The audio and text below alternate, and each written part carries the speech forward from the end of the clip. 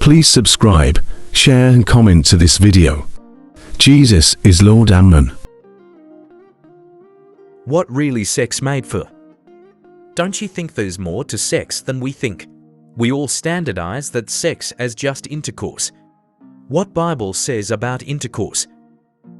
Genesis 9 verses 1.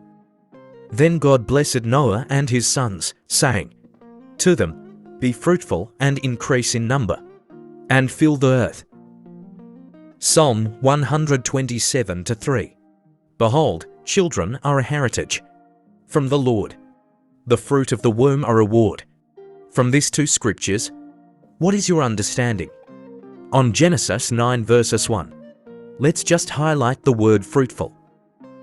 Then God said to them, Be fruitful and increase in number. This tells us of God's desire and plan for human beings. So what about those of us who are not married, have no children, or cannot have children? Has God overlooked us? Are we being punished for something? Should we do everything possible in order to be fruitful and increase in number, even if you are not a Christian? It is possible that you do everything in your power to have a partner and have children because everyone assumes this to be the norm. If you need this to be explained more further, just comment. But sex isn't just about procreation. Although followers of God have been instructed to be fruitful and multiply, sex isn't meant solely for procreation. It's meant to be a joyful, intimate experience between partners. Genesis 2:24 reads, Therefore a man shall leave his father and his mother and hold fast to his wife, and they shall become one flesh. What does it mean to become one flesh? Obviously, this refers to physical intimacy, but it also suggests that within a relationship, two people's hearts and souls can become so intertwined that they effectively become one. They share in all the joys and pains of life. What affects one also affects the other. Let's look at the chemistry that happens during sex. Where is blood, there is life. Sperm don't have blood in them. So it means there is connection of blood or souls, I can say. Do you know the generation of the person you have sex with? Where are their forefathers from? Are no generational problems with him, her? And the scripture says in Genesis 2:24, And they shall become one flesh. And whatever is happening on the other hand will happen on the other. Sex outside of marriage is considered a sin. About this, just comment and take your mind out.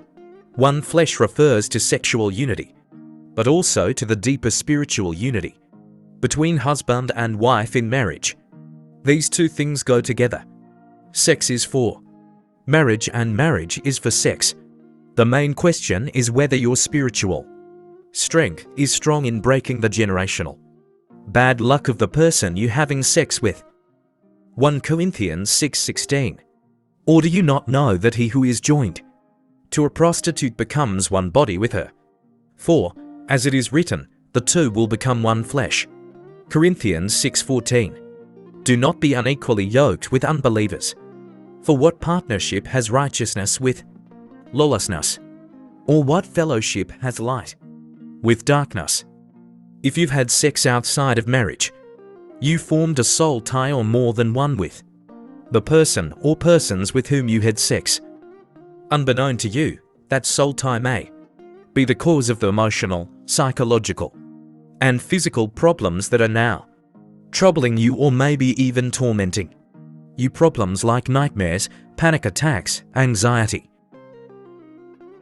Whenever a man and a woman engage in the sexual act, a bond is formed. That bond is either godly or ungodly. If the sexual act occurs in marriage, then the bond is godly. It is a bond sanctioned and approved by God because He has ordained that sex should be engaged in only in marriage. If the sexual act occurs outside of marriage, then the bond is ungodly.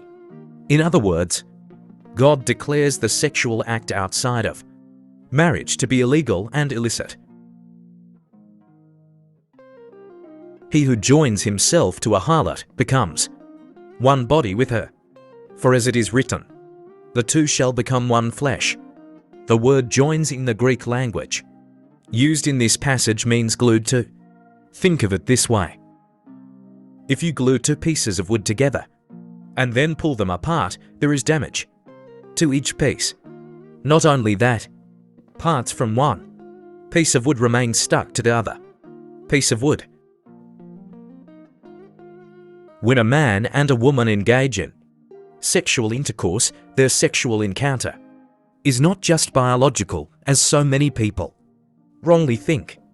On the contrary, when a man and a woman have sex, they connect not only on a physical level, but also on a soul level.